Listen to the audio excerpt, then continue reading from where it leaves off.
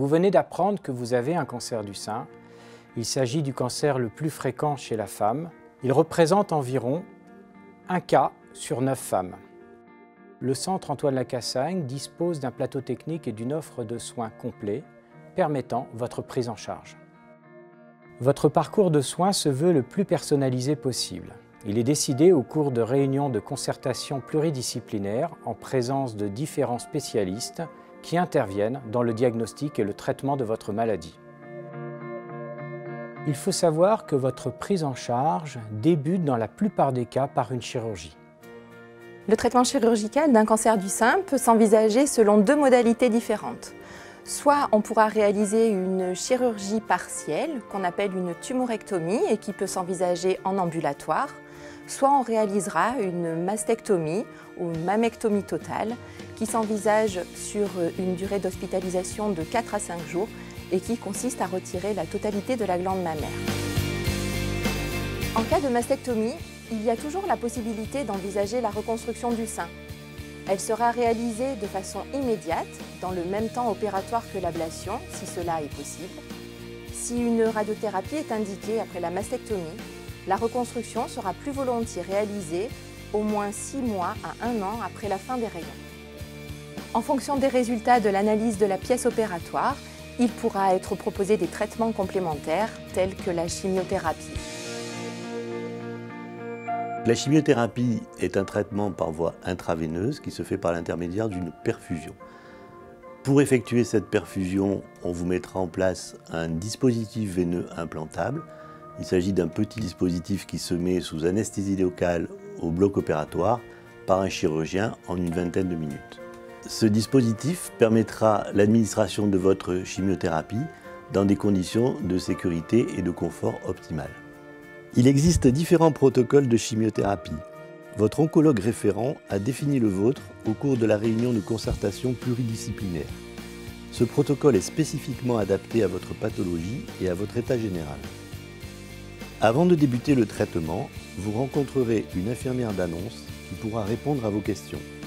Pour réaliser votre traitement, vous allez être convoqué en hôpital de jour, où vous resterez entre 2 et 3 heures. Vous devrez réaliser au préalable, au laboratoire près de votre domicile, un bilan biologique qui vous aura été prescrit et qui nous sera faxé. Avant chaque perfusion de chimiothérapie, vous verrez un médecin dans le service qui s'assurera que votre état général et votre prise de sang permettent la réalisation du traitement. À chaque perfusion, il vous sera prescrit des médicaments spécifiques pour limiter les effets secondaires. N'hésitez pas à poser des questions au médecin du service concernant les ordonnances qui vous seront remises. Des consignes vous seront également données à la suite de votre chimiothérapie. Nous vous remettrons un carnet spécifique comprenant les numéros de téléphone des différents services de soins. Comme il vous l'a été exposé, la prise en charge du cancer du sein débute presque toujours par la chirurgie, voire la chimiothérapie. La radiothérapie est également indiquée dans la plupart des cas, voire même pendant le temps opératoire.